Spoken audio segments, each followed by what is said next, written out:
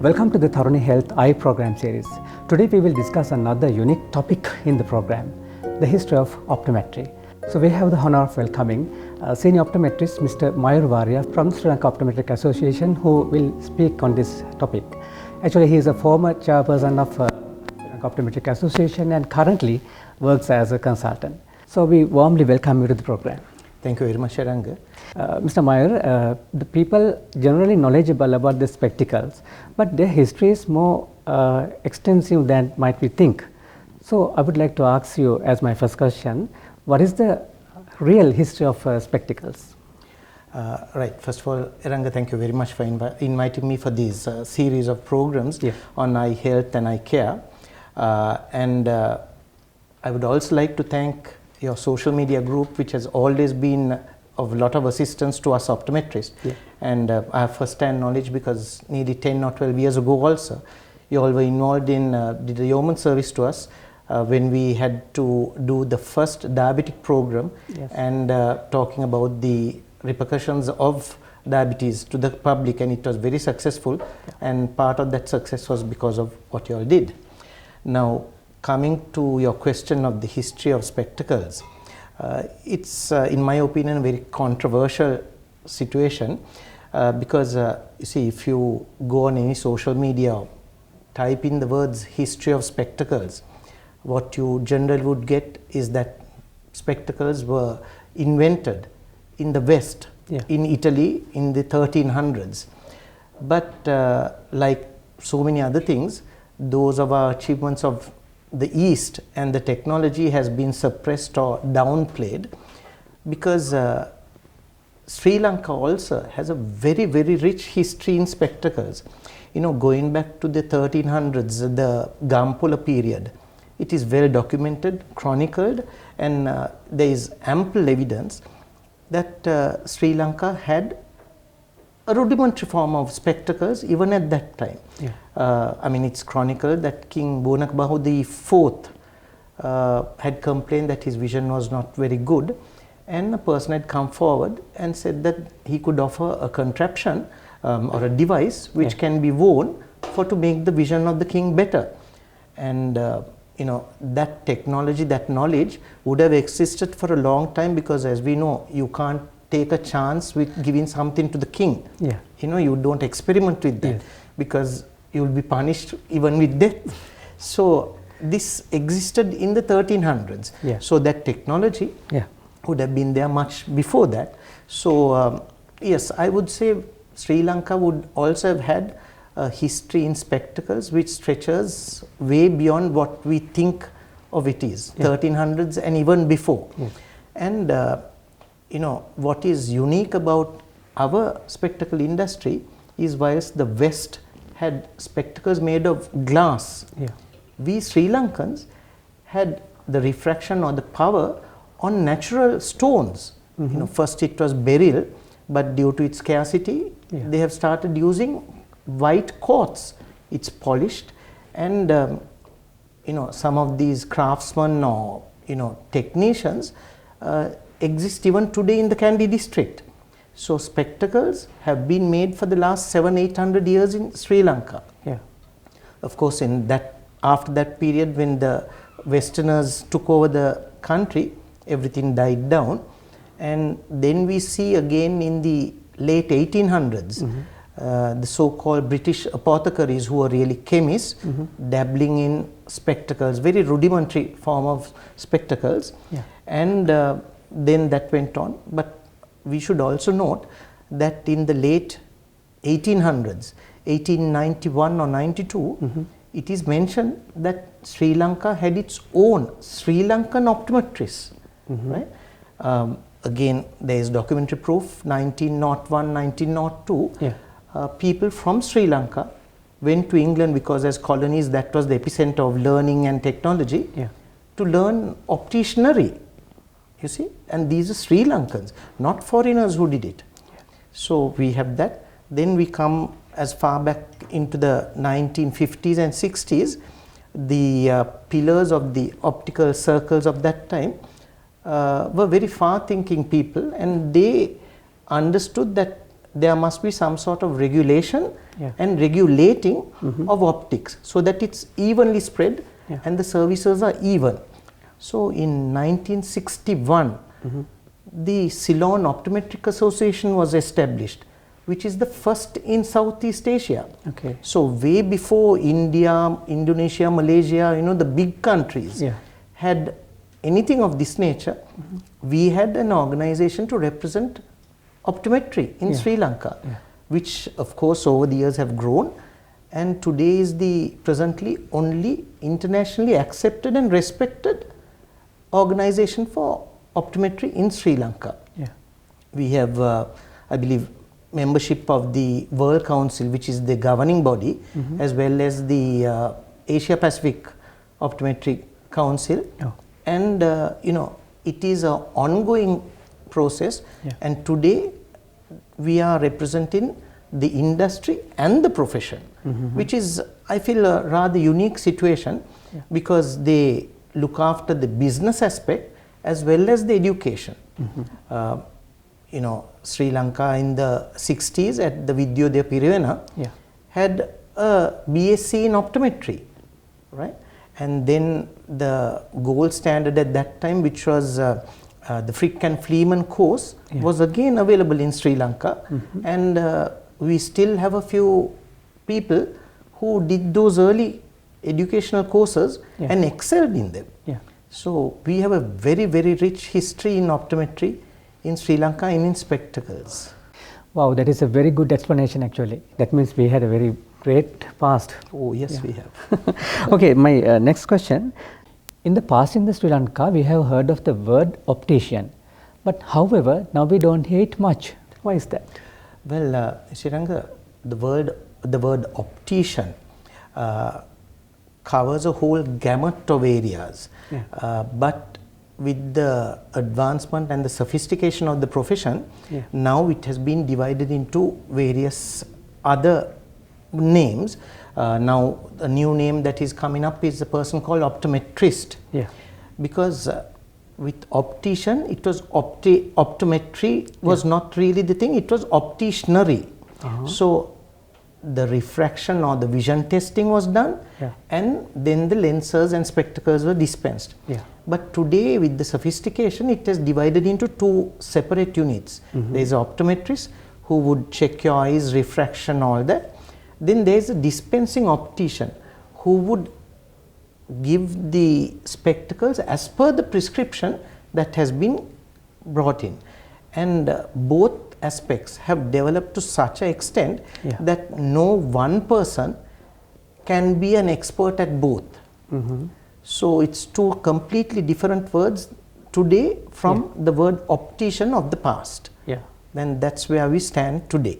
I mean, if you look around, you get today people who are just refractionists, who are optometrists. They would diagnose problems of your eye, and if it is required even more intervention, then would direct you to an eye surgeon or a ophthalmologist. Yeah. Then you get people who are only doing the dispensing. So you would come with a prescription, Yeah. they will get you the glasses done in the proper scientific manner. So that is what it has divided into today. Today. If a person has, so they believe they have a problem with their vision. Yes. So what they should do? Ranga, again, I would divide that into 2 points. One is, a person of a senior age finding that they have some deficiency in their vision. So that is the first recognition. But more importantly today is the baby or the toddler or the person of a younger age finding out whether they have a problem with vision. Now, with a child, Yeah. he would not understand that he cannot see equally to what a normal person would see. So that's where the mother-child correlation comes into play. Yeah. Because if a child is being fed by the mother, the child would generally gaze at the eyes of the mother. Yeah. But if the gaze wavers, that would be one indication that there is a lack of vision. Yeah. If you take a slightly old child, going to school, the teacher will notice that some children are really backward in their studies. Yes. I have an experience where a particular child was told by the school that there is no point in this child being in school. It's better for the child to go out, because they were from hard-working families, that it's better for the child to get some sort of work so that he can earn something for the family. Yeah. But it was not recognized that the child was backward because of the lack of vision. Yes. So we found this child by accident in one of the eye clinics, gave him a pair of glasses, and he excelled in his O-levels, which was about 3 or 4 years ago. Yeah. He came on top of that district. So it was simply recognizing. So it's very important that we find out or recognize that there is a lack of vision as early as possible, because once you catch it early, you can give some sort of a sure solution to that, right? Because eyes are still growing, the child is growing, so we could give an intervention which really will make a difference to that child's age and life. Yeah. But of course, a person who has recognized vision loss at our age, for example, then of course you approach a qualified proper optometrist. He will check your vision, refract you. If there is any further intervention medically required, of course he will very gladly advise you to go to an ophthalmologist and then take it on from there. But giving a proper pair of glasses will be done by them. But how can people know about that? Is he a real optometrist or the better place or something like that? Yes. Now that's a $1 million question, because that is what we are striving to do through education, to make sure that the services given by the optometrists are even across the country. But like in all things, there are very good people very competent people in the profession, and not so competent people are also there. But generally, if you go to an optician who's qualified, they would have their certificates on the wall, because quite naturally, Ranga, today due to various reasons, the price factor has come into play in a big way. And with such a situation, what happens is, sometimes because of a lower price, even a person without the required competencies would prescribe a pair of glasses or would dispense a pair of glasses.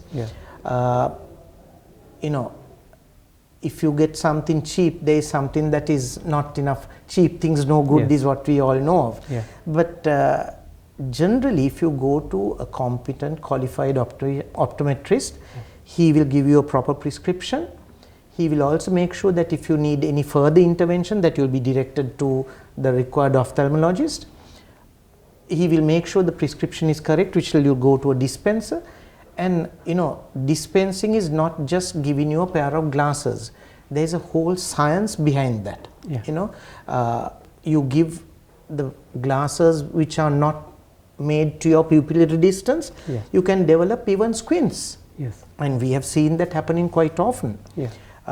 Today, the lifestyles demand that you have lenses which give you at all distances the vision. So progressive lenses. Now today in Sri Lanka, we have some of the best lenses you can find in the world available. The ophthalmic lenses. That's right, ophthalmic lenses. Now, because of the price structure, sometimes people may tend to go in for not the exact required glasses. And we have enough pressures of our life without adding another pressure of not having proper vision. So, if you look at it, as I said, cheap things no good. I'm not telling that you have to go for the most expensive things, no, but you must go to a qualified optometrist and optician who will know exactly, as per your work, as per the sports you do, your lifestyle. Lenses vary. So which lens, what required by you Yeah. would be totally different to the requirements I have. Yeah. So in that situation, which lens to prescribe, which lens to dispense, and how to dispense those lenses, Yeah. those are things that are available only from a qualified person and a person who's competent.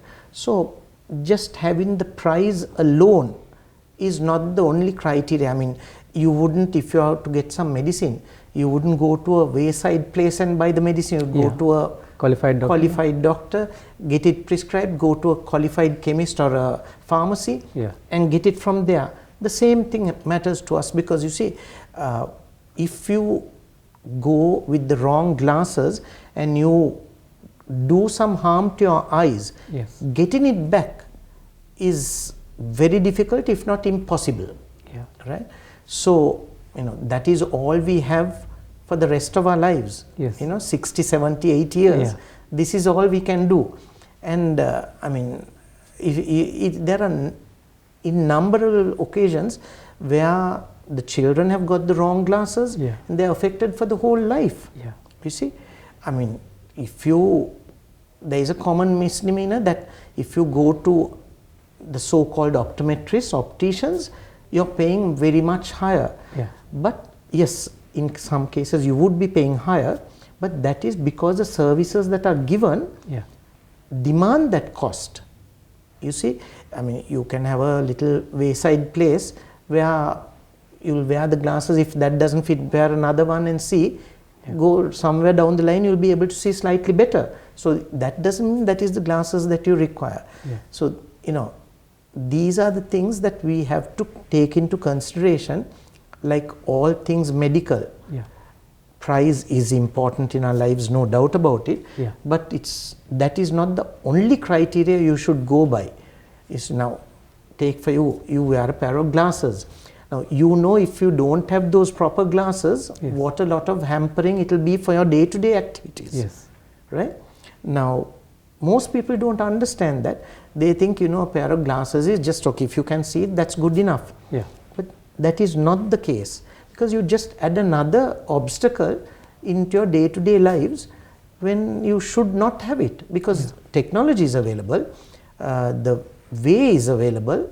So why not get a proper pair, make your life easy, see better, and be able to enjoy your outdoors.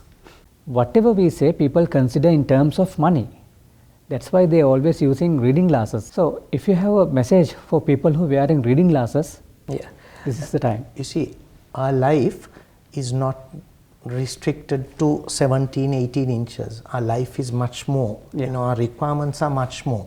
So people with reading glasses will definitely have a problem where they can do their reading maybe, but if you look outside, the distance is not clear. Yeah. And then also today reading glasses means just a magnification, which is not, if you see the tip of a pen 10 times larger, yes, you can see it, but that doesn't mean you're having proper vision. Yeah. So price is important, and I totally agree with that, but that should not be the only criteria, because today, sadly, due to whatever reasons that are present, people think that is the only criteria, but definitely not. You'll do more harm on the long run. And I would say, other than for the reading glasses, make sure that your children get their vision checked, because most optometrists would do it free of charge. If children are concerned, they will not charge them. Get their vision checked at least once every 2 years. Very important, because you catch them at an early stage with any deficiency, yes, you can be corrected. Yeah. Instead of them suffering for their whole life. So these are very common things that we would practice on with any other medicine. Yeah. But people tend to forego with their spectacles. So we discussed very inspiring topic. We hope you to gain some insight from it, and I would like to thank Mr. Mayur to participate in this program. We hope you to see you again with another interesting program. Thank you.